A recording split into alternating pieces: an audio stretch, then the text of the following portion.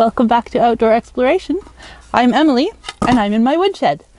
Actually, I'm kind of behind my woodshed, and I thought that it would be a fun thing to explore the woodshed because we come out here every day and we sometimes find interesting things living in here.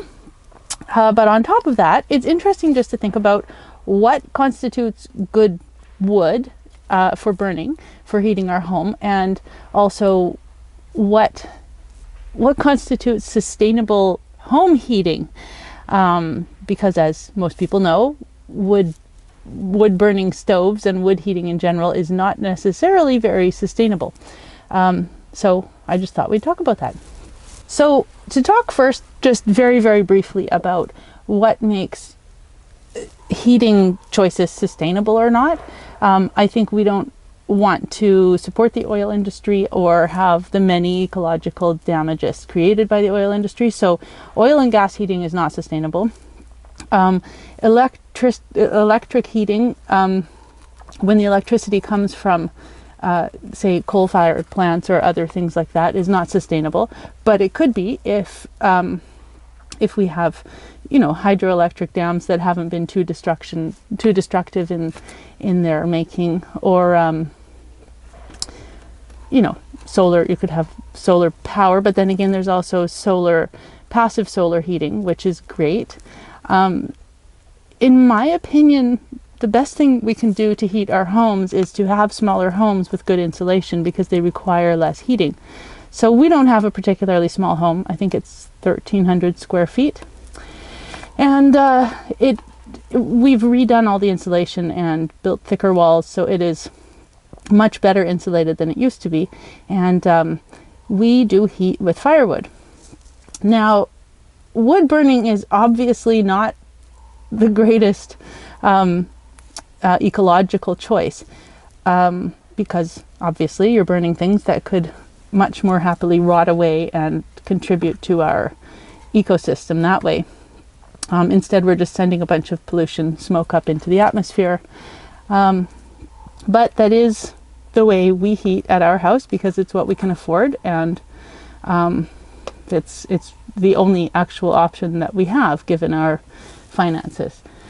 So then the question becomes how to do the wood heating with a wood stove. We have one wood stove that we run most of the time just for a few hours in the evening, and it keeps our home at least warm enough to be comfortable for the night and most of the next day. But you can have an efficient wood stove or a very inefficient wood stove, for example. You can also have a rocket mass heater, for example, that is a small stove that burns very hot and very small amount of wood, and then the smoke channels up through a mass of usually bricks or clay or some sort of a very heat holding structure, and that structure holds the heat from the smoke in your home for much longer and keeps it around heating your home. So those systems can be fabulous. I would love to build one, but we haven't managed to yet. And this is what I kind of wanted to get to. You have a choice of what you burn if you, like we, need to heat with wood. First of all, cutting trees for burning is totally unsustainable, obviously, because, it was a living thing. Why cut it down and burn it for wood when there is windfall, when there are wood from construction that have been used and aren't needed anymore? And what else? Oh, telephone poles. So I thought I'd show you around our woodshed and talk about where we can get wood sustainably. There's also how the wood burns. We mostly use fir and alder, some maple, because those burn cleanly, but they have to be seasoned. So if you have a fresh, like a tree just fell down in a storm and it was a living tree before that, it needs to be cut up and dried for at least 6 months probably before the wood loses enough of its moisture that it burns cleanly. Otherwise, there's so much water in it that it basically makes a lot more smoke and a lot more creosote in your stovepipe and things like that. And that's just that's not sustainable. It's not healthy for our breathing. It's not healthy for our communities or for the environment. The wood that we have and the sources that it comes from, everything in here I think is seasoned by now. This here on your left is like cut-offs from doing our construction on our home, and this is all untreated, unpainted wood, because you would never use, you know, chemically treated, pressure treated, painted wood or composite woods like plywood or pressboard, because they have glues in them. You can't burn stuff like that, obviously. And so we have all cut-offs from natural untreated wood here that, you know, isn't needed anymore for construction, little bits of ends, and that will be burnt.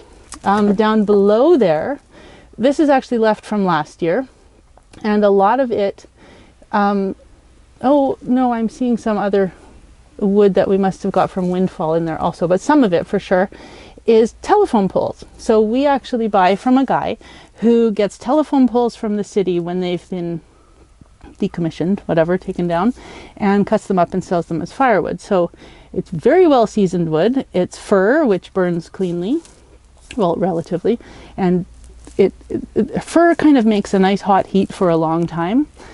You wouldn't want something like cedar in your wood stove because it makes a very hot heat. In fact, it can be so hot that it can warp and crack your wood stove. So yeah, so this is all fir over there, some of it windfall and some of it the telephone poles. And then this, I don't even know right now, some of it is from the telephone poles still. And this over here is alder, which were some trees that were dying and I think dangerous on my brother's property. So he cut a couple of those down and gave us some of those. So these are sitting here still needing to be split, which will be done by my husband and son and daughter because I can't split firewood anymore myself. But yeah, so this isn't windfall, but sometimes we get windfall, you know, trees that fall in the forest or somewhere, and we can go and harvest some of that. So I consider that to be more sustainable. Anyway, moving on from the sustainability topic, one of the interesting and slightly scary things is what you can find in your woodshed. So I'm going to have a dig through here and see what I find to show you. And then maybe we'll talk about that. But meanwhile, let's just start looking.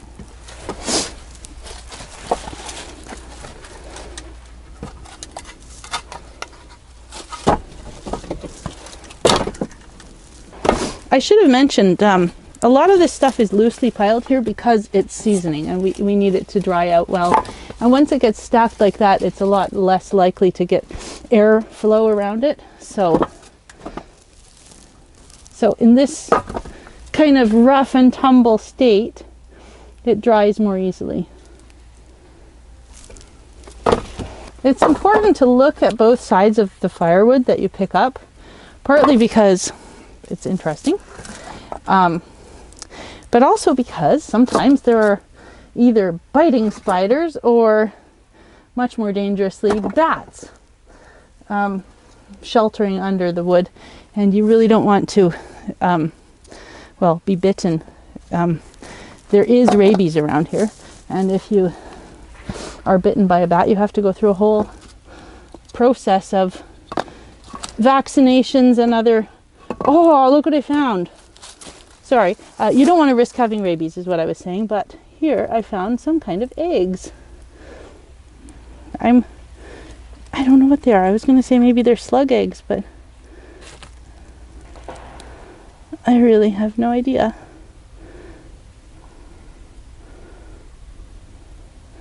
And they're going to be destroyed there since our firewood will be there.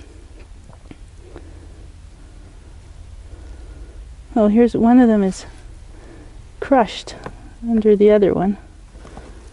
Oh, it's stuck to it. It's been burst open and it's stuck to the other one.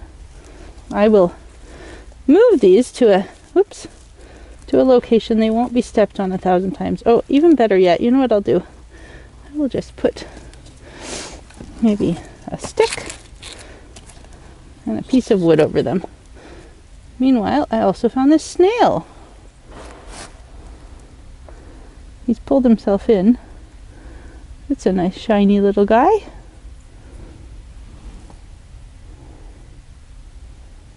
I suppose he'll make his way somewhere else.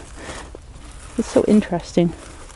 So yeah, you want to be careful about how you dig through your wood pile, especially when getting firewood in the dark. Nothing wants to bite you. But if I was picked up by a hand that was 10 times the size of me, I'd sure do anything I could to save myself from it. Some little wood bugs in there. Oops. Hi, wood bug. Here's the wood bug. Well, don't run too fast.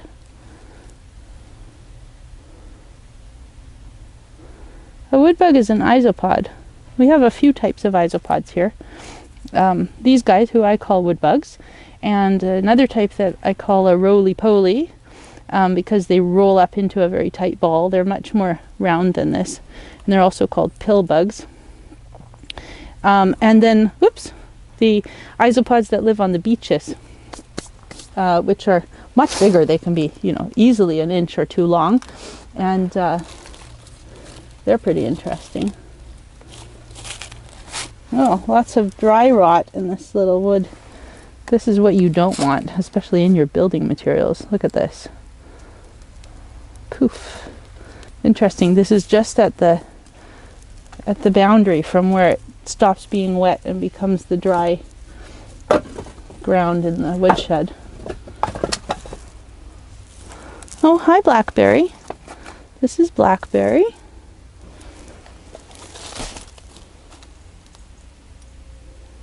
There is actually a bird's nest up here.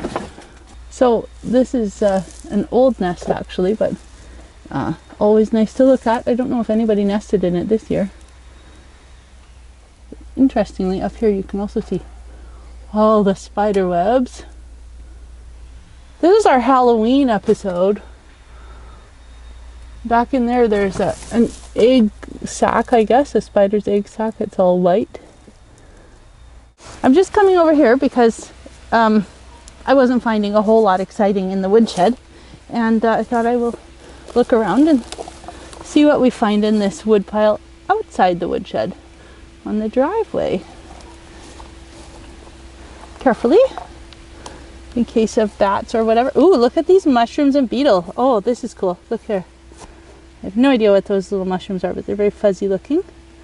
And this kind of beetle, he's eating some sort of a other animal. I think he's a carrion beetle, the type that eats dead animals. And I'll remove this. Oh, look what I see right here. I don't know how I'm gonna show you without hurting him, but that I saw it move. Oh, I don't want to hurt him, but it's a salamander. Okay, if I lift this up, there he is. Hello, little guy. So I'm not going to touch him because my hands are warm and salty, and he's getting ready for hibernation, I would assume. I'm not sure what type he is. I think maybe there's a little type called an ensenada salamander. He has some piece of wood stuck under his chin that's moving when he breathes. Oh, it was a cedar cone. Hi, little guy.